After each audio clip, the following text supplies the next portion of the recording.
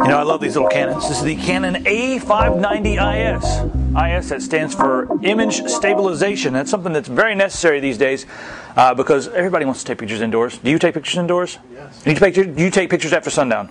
I take pictures after happy hour. Yeah, everybody's always wanting to take pictures after happy hour. That's like 4 to 6. Depends on the establishment of choice.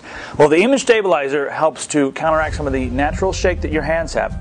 And it makes the pictures, you know, you get those blurry pictures, you bring them back. Well, it helps to eliminate that entirely because inside here, there's a little stabilizer that kind of counteracts the shake. It's a moving element inside this lens right here. So that means optical. Now let's talk about the camera. Of course, it's a Canon, so it's going to be high quality. You have a 4x zoom on this model, so they've gone a little farther than most of the cameras in its class. Most cameras in this size class have 3x zoom, 8 megapixels. And on the back, we have a 2.5-inch screen here. That's me right there. Hey guys, I'm looking at you on the 2.5-inch screen. The screen is bright. You can even see it outdoors. So that's really handy as well. Now, what makes the Canon so nice, other than the build quality and the quality of the lenses, because, I mean, the colors that you get with the Canon and also the sharpness that you get with these little Canons is unbelievable. In macro mode, you can put this thing about an inch away from your subject and still get a clear picture. So that's amazing. Now, these also have the Digic 3 image processor. Now, over the years, I had Digic 1 and Digic 2. That's basically just when you press the button, there's an image processor that captures the light, captures the color. So, you know, you want the best possible image processor. In Digic 3, the colors look amazing. They're bright, they're vibrant. You know, Canon has like a $7,000, it's a big professional camera. And do you know what processor's in that? Digic 3. It's in their big one, Mark III. It's 1DS Mark III. It's in the big guy. It's in their biggest camera. So you know it's good, because if it's got to be good enough for the professionals that are spending $7,000 on a camera without even a lens, just one of those giant cameras. Actually, see that right there? That camera right there? Digic 3 image processor in that. You believe that? Same processor in this one to capture the color, and also it helps to remove some of the noise. Between Digic 2 and Digic 3, what noise is like sometimes when you're taking pictures at nighttime, sensitivity is a little higher to make sure the pictures come out sharp, and sometimes you get a little noise. It looks kind of like a staticky TV. Well, with Digic 3, you get less of the noise, so that's a bonus as well. All right, now let's take a tour of the features of this camera. Now, something that's my favorite thing about Canon cameras, they give you a wheel here, and a lot of the things are located on the wheel, a lot of the different settings and modes, and they also give you the manual modes. This is almost the same wheel that you'd see on one of the really expensive professional SLR cameras, because you have the all the manual modes there, like the aperture priority, the shutter priority, even some program modes, and manual, full manual. That's nice too. It'll do a 15-second shutter, so that's nice. If you put it on manual, wanted to put it on a tripod and catch some motion blur, you can do that. Now, say you're handing this to someone who doesn't know much about cameras, or maybe you yourself, you just want something that's extremely simple and easy to use. Well, you have auto mode, but there's an even more automatic mode. See this little heart right here? That is easy mode. When you put it on that, see it says easy on the back. And look at this. I'm pushing all these buttons here. Oh, nothing's happening to the screen. Nothing is happening. It's not letting me change any modes. The only thing that you can change in easy mode really is the flash. You can turn the flash on or off. So if you need the flash, turn it on, but all this stuff is locked. Nothing's happening here. So when you're in easy mode, no worries. And like I said, if you're somewhere else and you want to give the camera to somebody else to take a picture of your family, put it in easy mode. That'll ensure that they don't mess up anything or put it in any settings that are not going to work out well. Also, we have the automatic mode. And in automatic mode, a lot of the features are blocked out as well. But I usually use the P. It's a program mode. But if you don't program anything, it almost becomes like an automatic mode with more options. You can access all these features on the back, and you have a lot of features here on the back at your disposal.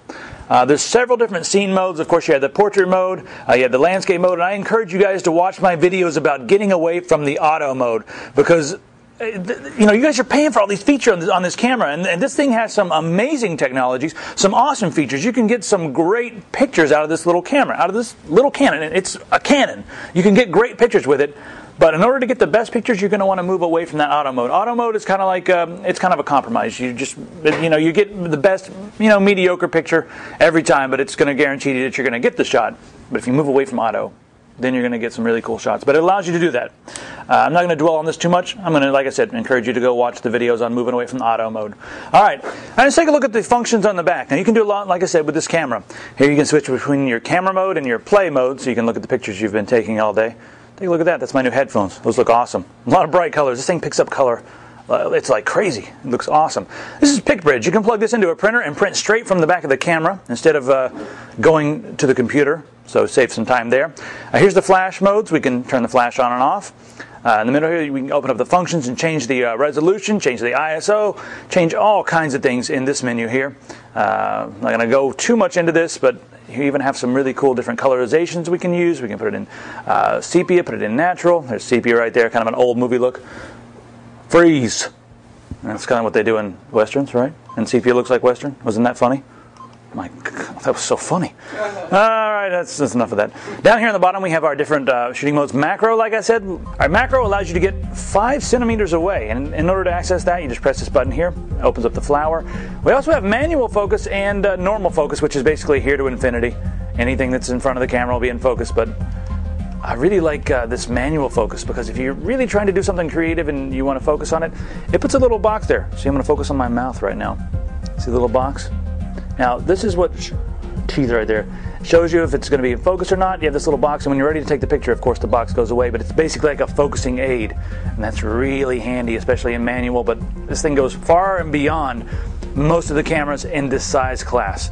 And another thing that's nice, if you want to save some battery, or sometimes it's really bright outside, and it does get a little hard to see, but it's usually bright enough to see, but you can turn it off and look through the viewfinder right there. So, options, options, options. All right, let's talk about the video mode for a second. It's on the wheel, so we just turn it all the way around past the scene modes. And by the way, there's extra scene modes like, just about everything. You have like a sunset mode and a foliage mode and a snow mode. Try out some of those features. So play around with the camera, see what works better. We also have video mode. It'll do 640 by 480 at 30 frames per second. It actually looks really good. It'll play back. It's not quite full screen on your computer, but it's bigger than a YouTube video. It's big, and it's 30 frames a second is a full fluid range of motion. No more, doing the strobe light. No more of that anymore. So good video and really good pictures out of this camera. I'm doing a video right now. This is a video test, guys. How you guys doing over there? And you can zoom. You can zoom the camera all the way out to 4 while you're doing the video. That's me looking at me doing the video. That's nice. So again, the 3 things that you should think about when you're getting a camera are who makes it, and this one's a Canon, so it's almost a no-brainer. These guys are not number 1 for no reason. They're number 1 for a reason. It's because their compact cameras are amazing. Also, 8 megapixels, good lenses, nice video quality, and the Digic 3 image processor gives you great color and low noise. So it's almost a no-brainer. If you're looking for a camera in this class, you have all the features, and you can even get creative with the manual modes. If you're someone who's learning photography, wants to learn photography, this is a great step before you get to an SLR camera. I'll see you guys next time. For more information on the Canon PowerShot A590IS, go to TigerDirect.com and type C930-1384 into the search box. Or you can call us 24 hours a day, 7 days a week. 1-800-800-8300.